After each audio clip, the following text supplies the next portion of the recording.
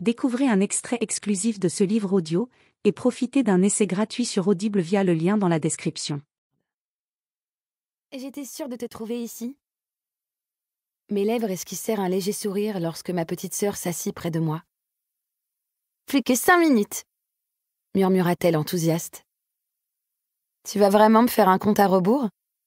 Oui, tu sais pendant combien de temps j'ai économisé en vue de cette journée?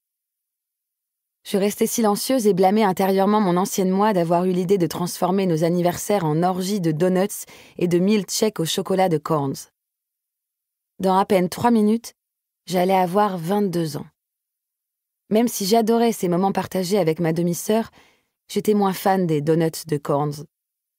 Mais si ça rendait Théa heureuse, je pouvais faire cet effort le temps d'une journée. On pourrait peut-être faire un tour au parc d'attractions? Ton père ne sera sûrement pas d'accord, lui rappelai-je. Oui, mais si t'es avec moi, il le sera peut-être? Marc n'aimait pas que Théa traîne au parc. Elle croyait que c'était à cause du monde ou des junkies qui se piquaient derrière la grande roue. Mais je pensais plutôt qu'il avait peur qu'une fille de son âge, seulement 13 ans, se fasse kidnapper. Ça arrivait plus souvent qu'on ne le pensait, et son père s'inquiétait pour elle. À l'inverse du mien. D'ailleurs, je me demandais s'il allait m'envoyer un message d'anniversaire. La semaine prochaine, peut-être. Joyeux anniversaire, Iris! Merci. Je me redressai, et elle me serra dans ses petits bras. Je fermai les yeux pour apprécier mon 4e câlin de l'année. T'es triste? Me demanda-t-elle en se rallongeant à côté de moi. Sa question me dérouta. En avais-je l'air? Pas vraiment, pourquoi? Je ne sais pas. Tu n'es pas aussi heureuse que moi, murmura-t-elle en haussant les épaules. À ton âge, moi aussi j'étais heureuse de fêter mon anniversaire, mentis-je en souriant afin de la rassurer. Tu viens, on rentre. Il commence à faire froid.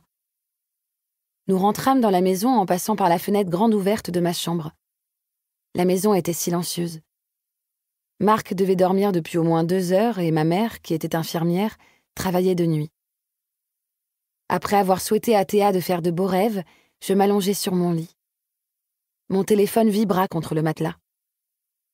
« J'étais sûre que tu ne dormais pas encore », se moqua ma mère lorsque je décrochai. « Bien vu, docteur », répondis-je sarcastique. « Tu as vérifié la voiture? Et tes affaires? » « Je le ferai demain matin », soupirai-je en fixant le plafond de ma chambre.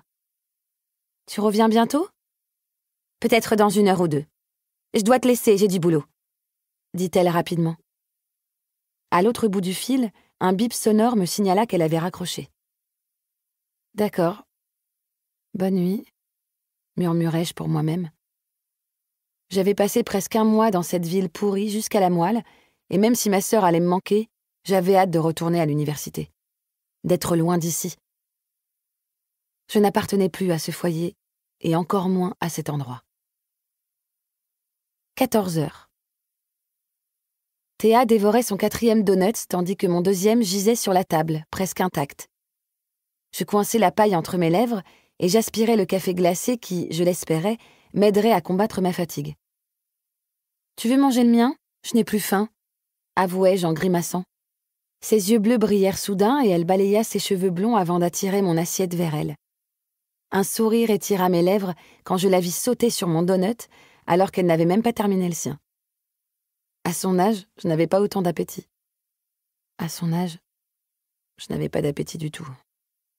Théa et moi étions diamétralement opposés. Ma sœur était le genre de fille sociable, câline et affectueuse qui faisait rire ses amis.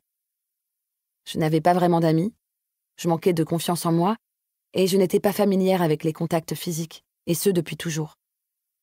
Même physiquement, nous ne nous ressemblions pas, moi petite et brune et elle, blonde et élancée. Nous avions une seule chose en commun, un iris bleu.